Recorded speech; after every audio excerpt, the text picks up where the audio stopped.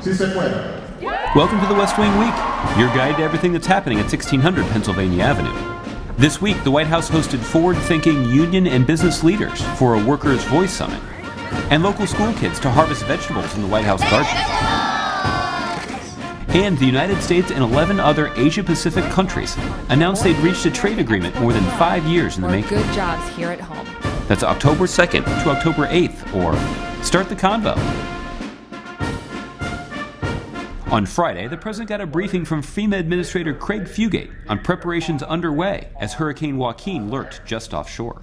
That afternoon, the president announced that Education Secretary Arne Duncan, one of the president's longest-serving cabinet members, was preparing to step down at the end of the year.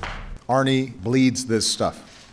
He cares so much about our kids, and he has been so passionate about this work. On Saturday, the first couple celebrated their 23rd wedding anniversary. On Sunday, the president flew over the Potomac to Emmitsburg, Maryland. There, the president paid tribute to the firefighters who lost their lives this year while serving their fellow Americans. Every single day across our country, men and women leave their homes and their families so they might save the lives of people that they've never met. It's hard to think of a more selfless profession than firefighting. On Monday morning, the president announced an historic agreement among 12 nations that make up the Trans-Pacific Partnership. Or the TPP. This trade agreement will write the rules so American workers can sell their goods to the fastest-growing markets without being blocked or put at an unfair disadvantage. On Tuesday, the president spent the day talking about his trade agreement. First, at the Department of Agriculture, President Obama and Agriculture Secretary Tom Vilsack met with business leaders to talk about how cutting 18,000 different import taxes will help American workers and our economy. He and Secretary Vilsack then sat down to phone into a radio show hosted by Tom Stever of Brownfield Ag News to answer questions about how the trade agreement will help American farmers.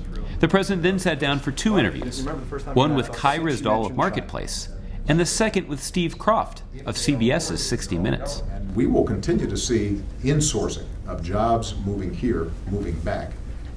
What we can't do is think that somehow if we draw a moat around this country, that we're going to be able to avoid globalization and technology. That afternoon was filled with peppers, potatoes, pumpkins, and greens as the First Lady joined local students in the White House garden to harvest some of fall's produce and learn some healthy kitchen habits.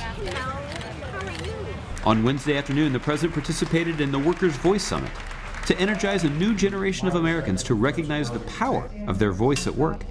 He also participated in a conversation using the coworker.org platform. That so often in the debate, this gets framed as a business versus labor thing, as opposed to business and labor who are doing the right thing versus business that are trapped in a bad relationship with their workers and are relying on outdated models of rapid turnover and low wages and no benefits. On Thursday, the president released a video thanking Americans for stepping up to help Syrian families fleeing violence in their war-torn country. It's a humanitarian crisis that none of us can ignore.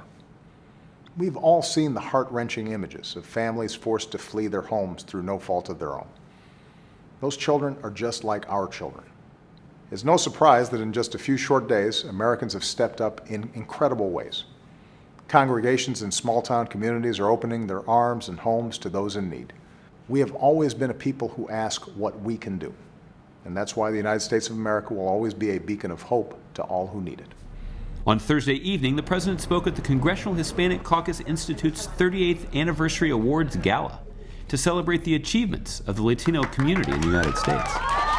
Leadership is not fanning the flames of intolerance and then acting all surprised when a fire breaks out, saying clearly inflammatory things and then saying, well, that's not what I meant, until you do it again and again and again. So stay engaged with us online, and remember, you can find out more information about any of these topics and see complete videos of these events at whitehouse.gov. Thanks so much for checking out this edition of your West Wing Week. And if I get confused, I'll just go see someone. There you go. Juntos podemos. Okay. Ladies and gentlemen. Señores, señoritas.